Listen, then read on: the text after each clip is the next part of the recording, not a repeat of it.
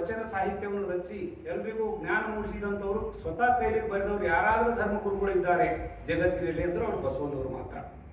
ಇಂಥ ಒಂದು ಸಾಹಿತ್ಯವುಳ್ಳಂಥ ಒಂದು ಧರ್ಮದ ಒಂದು ಅನುಯಾಯಿಗಳಾದಂಥ ನಾವೆಲ್ಲರೂ ಕೂಡ ಬಸವ ಅಭಿಮಾನಿಗಳು, ಜಾತ್ಯತೀತರಾಗಿ ಸಮಾನತೆಯ ಉದ್ದೇಶವನ್ನು ಇಟ್ಟುಕೊಂಡು ಏಕದೇವೋಪಾಸನೆ ಮಾಡುವಂಥ ಈ ಧರ್ಮದ ನಾವೆಲ್ಲರೂ ಕೂಡ ಲಿಂಗಾಯತ ಧರ್ಮ ಪಾಲಕರು ಅಂತ ತಿಳ್ಕೊಂಡು ನಾವು ಲಿಂಗಾಯತ ಧರ್ಮವೆಂದೇ ಬರೆಸಬೇಕು.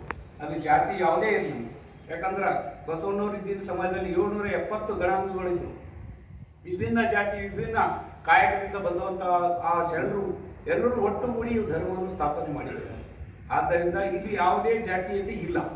ಆದರೆ ಸರ್ಕಾರ ಜಾತಿಯನ್ನು ನಮೂದಿಸಬೇಕಂತ ಹೇಳಿದ ಸಲುವಾಗಿ ನಮ್ಮ ಕಸುಬಿನ ಮುಖಾಂತರ ಜಾತಿಯನ್ನು ಗುರುತಿಸಿಕೊಂಡಿದ್ದೀವಿ, ಅಥವಾ ಸಾಮಾಜಿಕ ಅನ್ಯಾಯಗೊಳಗಾಗಿ ಕೆಲವೊಂದು ಜಾತಿಗಳು ನಮೂದಿಸಿಕೊಂಡಿವೆ. ಅವರೆಲ್ಲರೂ ಕೂಡ ಜಾತಿಯಲ್ಲಿ ಜಾತಿ ಬರೆದು ನಮ್ಮ ಲಿಂಗಾಯತ ಧರ್ಮ ಅಂತೇಳಿ ಬರಬೇಕು ಅಂತ ನಾವೆಲ್ಲರಿಗೂ ಆಹ್ವಾನ ಮಾಡ್ತಾ ಇದ್ದೀವಿ. ಇದರಲ್ಲಿ ಯಾವುದೇ ಭಿನ್ನಾಭಿಪ್ರಾಯಗಳು ಇಲ್ಲ, ಅಥವಾ ಯಾವುದೇ ಸಂಸ್ಥೆಯವರು ಏನೇ ಹೇಳಿದ್ರು ಅದನ್ನು ನಮಗೇನು ಅವ್ರಿಗೆ ವಿಭಿನ್ನವಾಗಿ ಅವ್ರ ವಿರುದ್ಧವಾಗಿ ಏನೂ ಇಲ್ಲ.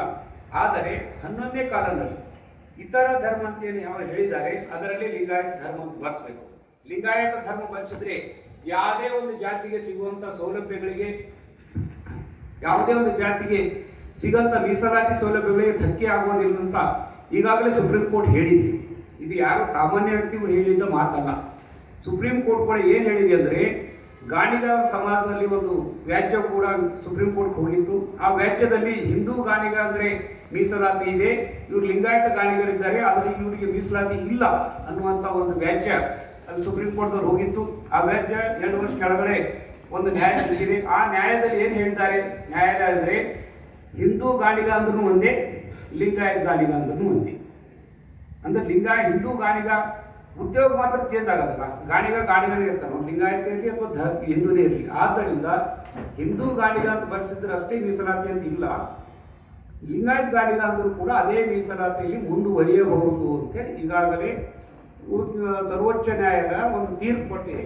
ಆದ್ದರಿಂದ ನಮ್ಮ ಕಸುಬಿನ ಮೇಲೆ ನಿರ್ಧಾರವಾದಂಥ ಜಾತಿಗಳು, ನಮ್ಮ ಧರ್ಮದ ನಂಬಿಕೆ ಯಾವುದೇ ಇರಲಿ, ಆದರೆ ಜಾತಿ ಮಾತ್ರ ಅದೇ ಇರ್ತದೆ. ಆದ್ದರಿಂದ ಯಾವುದೇ ಧರ್ಮದವರಾಗಲಿ ಅವರ ಜಾತಿಗಳು ಮಾತ್ರ ಅವ್ರವ್ರು ಬರ್ಕೋತಾರೆ.